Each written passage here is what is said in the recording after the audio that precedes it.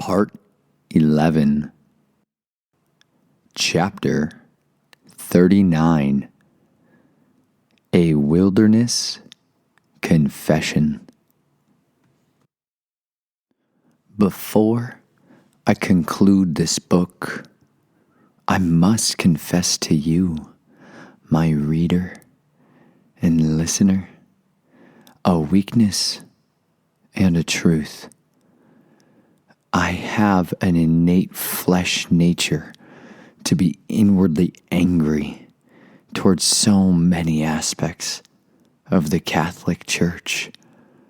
Trust me, I've written hundreds of thousands of words on it, and much has been tied to my abuse perpetrated within the pews of those stained glass cathedrals and tempestuous tunnels beneath their prestigious parishes. Even as I've gone through great healing and finding Yahweh's freedom to forgive, lingering angst can fill my heart when contending with those who are subjects of Catholicism, especially Jesuits and Knights. I have seen Catholicism devour so many amazing people, and it broke my heart. I burn with a similar fury at times when contending with the deception within the corporate Christian church and the countless sheep being led astray.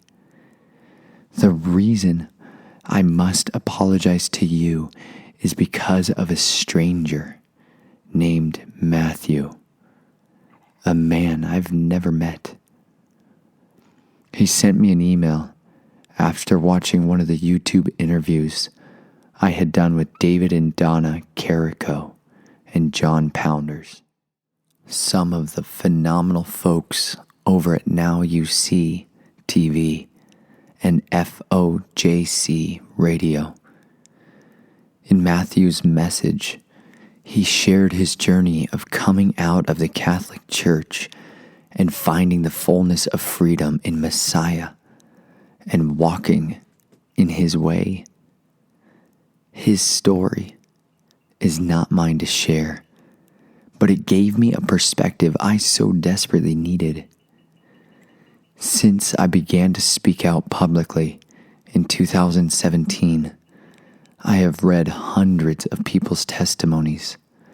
I've heard from people who were born into multi-generational Luciferian cults, Bible-thumping Baptist churches, and pagan temples alike.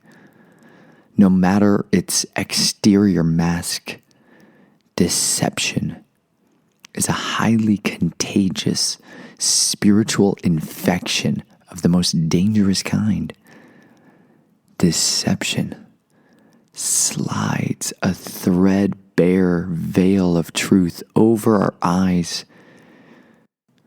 as it plunders our minds of their logic, reason, and understanding. Reading Matthew's testimony brought tears to my eyes, laughter at times too, but mostly tears of recognition. In his story, I heard the words of a child of the Redeemer whose shed blood rent the veil once and for all. I saw a man who has come to learn the power of persecution and wilderness wanderings. Stepping out of the comfort zone of your religion, be it a Muslim, a Christian, a scientist, a Hindu, or a Jew, for the sake of the Messiah, Jesus often sends you directly into the desert of wanderings. I do not deny it. I am calling people to come out of the traditions of men and the doctrines of deception and to prepare for and fight in the war of the ages. The place of preparation will always be in the wilderness. Read about the life of David, Moses, Joseph, Jacob, and Jesus. Before people were brought into the fullness of their purpose, they were led to the wandering places of the wilderness. The desert can be a lonely place to those who do not see the cloud of his providence, nor feel the heat of his pillar of fire watching over them at night. Though we may be lonely, we will never be alone, for we are with our Creator. Many fear the wilderness, thinking it is only a dry and weary place, unable to see the miracles of freedom from their seductive shackles and comfortable chains. The wilderness is where slaves are taught how to walk without shackles and dance without fear or shame. It is the place where we are given the instructions so we can learn to walk in His ways. Some will heed His call, but many will not. It is in the wilderness that the Father taught me to lay down my hate, to find forgiveness and love sprouting up in its place. Though my flesh bids me to rage against those who are subtly leading and deceiving the masses, I must remember, have we not all once been enemies of Yahweh? Have we not all fearfully sown in the flesh time and time again? But the goodness of our Creator is that He sees good seed hiding in the thistles, thorns, and tares, concealed in those cathedrals, those witch covens and convenience store checkout lines, is the greatest remnant army this world has ever known. Amidst those tattered, weary souls is a holy restlessness, drawing them to Messiah.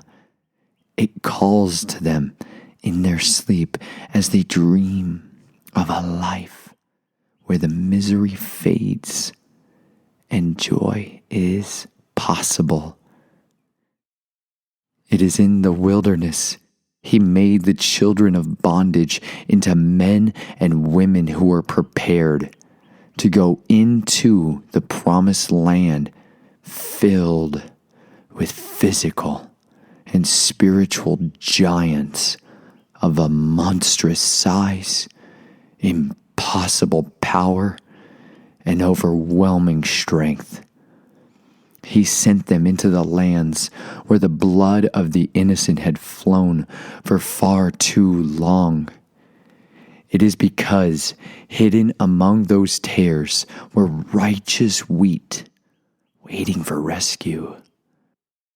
Amidst the walls of Jericho, a stronghold of ancient wickedness, was Rahab, once a whore who would be found wholly faithful, a blessed servant and ancestor of our Redeemer. Amidst the walls of these deceit-filled temples and churches of our modern day are sorrow-filled souls waiting for someone to show them that boldness and courage still abide in the body of Messiah. Do not be afraid, dear listener and blessed reader, but remember what Yahweh said to Joshua the day before they set out on an impossible campaign. Now it came about after the death of Moses, the servant of Yahweh, that Yahweh spoke to Joshua, the son of Nun, Moses' servant, saying, Moses, my servant, is dead. Now, therefore, arise, cross this Jordan, you and all this people, to the land which I am giving to them, to the sons of Israel. Every place on which the sole of your foot shall tread, I have given it to you.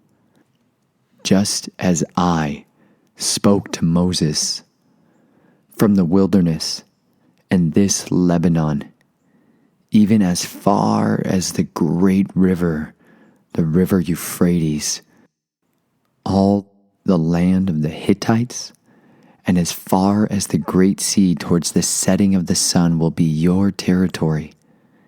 No man will be able to stand before you all the days of your life.